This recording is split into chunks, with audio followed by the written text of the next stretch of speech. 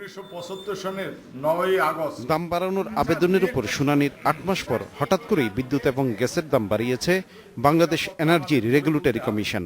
এর মধ্যে সবচেয়ে বেশি বাড়িয়েছে গ্যাসের দাম 26.29%।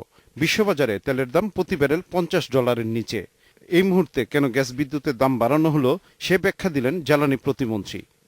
আগামীতে যে ধরনের বিদ্যুতের জেনারেশনে যাচ্ছি, হিউজ ইনফ্রাস্ট্রাকচার কস্ট আছে। কস্টটা দিবে কে? আমাদের সাইডে যদি আমরা ডেপ্ট হিসাবে নেই, লোন হিসাবে নেই, বাইরের থেকে ইনভেস্টমেন্ট হিসাবে নেই, তবে আমাদের একটা ক্যাপিটাল কস্টের একটা পার্সেন্টেজ দিতে হবে।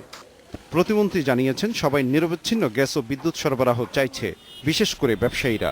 সেটা নিশ্চিত করতে আগামীতে গ্যাসের দাম আরও বাড়ানো হবে। সাবেক প্রেসিডেন্ট আবুল কালাম আজাদ, উনি আজাদ সাহেব প্রকাশ্যে বলছেন যে গ্যাসের দাম বাড়িয়ে দেন, আমাদের কোনো সমস্যা নাই, আমরা নিরবিচ্ছিন্ন বিদ্যুৎ চাই। তো আমাদেরও ব্যাপারটাও তাই। আমরা কিন্তু প্রাইস স্ট্রাকচার আগেও বলেছি, গ্যাস এবং বিদ্যুতের আমরা সমন্বয় করতে থাকবো এবং এটা চলমান প্রক্রিয়া।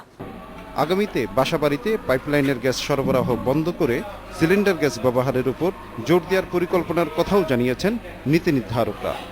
একটা সময় আমরা বন্ধ করে দিব এবং ভবিষ্যতে আমরা দেবই না।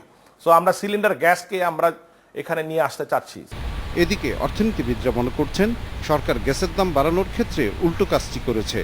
বিদ্যুৎ ও সার কারখানায় ব্যবহারের গ্যাসের দাম বাড়ানোর দরকার ছিল, কিন্তু সরকার বাড়িয়েছে শিল্প ও বাণিজ্যিক গ্রাহকদের গ্যাসের দাম। তাই অর্থনীতিতে এর নেতিবাচক প্রভাব পড়ার আশঙ্কা রয়েছে। যেহেতু বড় খাতেই এটাই মূল্যটা আগের মতো রয়ে গেছে, সেখানে বাকিগুলোতে মূল্য বাড়ার কারণে কতটা বিনিয়োগ আকর্ষিত হবে সেটাও প্রশ্ন করা যেতে পারে। উল্টোটা করলে সাশ্রয়ও বেশি হতো, আর এদিকে অন্যান্য শিল্প এবং বাণিজ্য খাতে যে নেতিবাচক প্রভাব সেটাকেও আমরা কিছুটা অ্যাভয়েড করতে পারতাম। Shahed Siddiqui, independent news, Dhaka.